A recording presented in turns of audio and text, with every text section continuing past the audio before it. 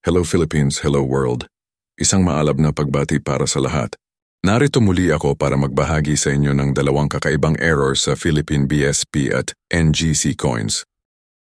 Tinagurian ko itong extremely rare and valuable dahil sa kasalukuyan, ang rarity index niya ay only one known. So nag-iisa lamang itong error sa BSP at NGC coins issue. Pero bago ko simulan, kung bago pa lang kayo sa channel na ito, ini-encourage ko po kayo na mag-subscribe at like at welcome po ang comments or otherwise. Salamat po.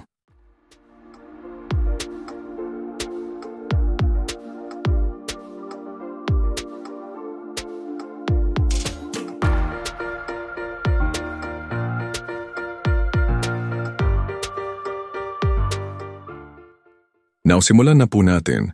Uunahin kong ipakita sa inyo itong new generation currency ng 5 peso nonagonal coin na 2018.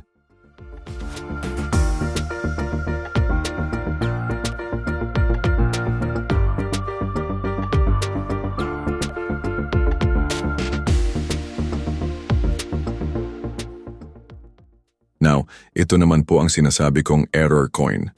Kung mapapansin ninyo sa paligid ng rim niya na nonagon ay may nakabalot na medal alignment. Ganon din sa reverse na side nito.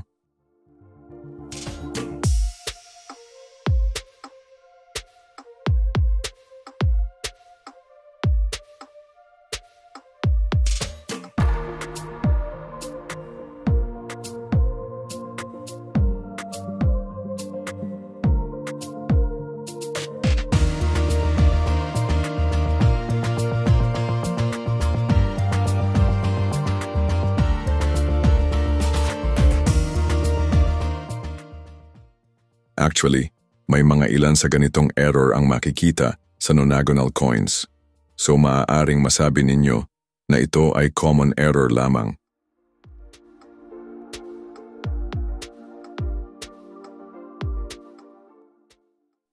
Pero hindi po yun masasabi sa coin na ito dahil ang edges ng coin na ito ay may hati.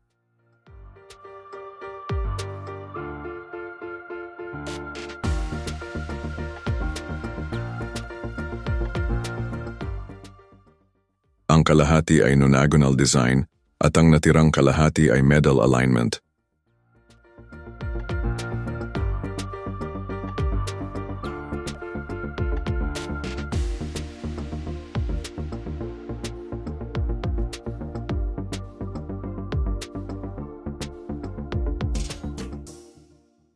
So ito po ang indication na ito ay rare at valuable na error dahil nag-iisa lamang ito on record.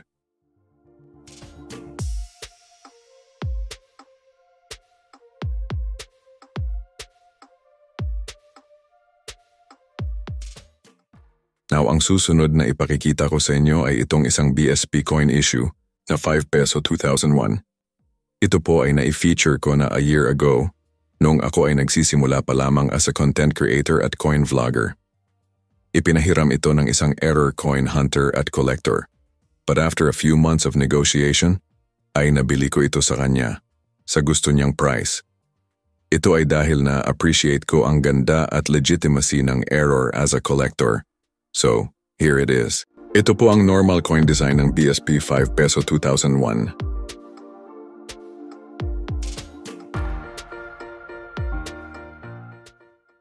At ito naman ang sinasabi kong extremely rare and valuable error coin na talaga namang one-of-a-kind error na tinagurian ng mga international numismatic error collectors na Indian headdress or war bonnet sa ulo ni General Emilio Aguinaldo.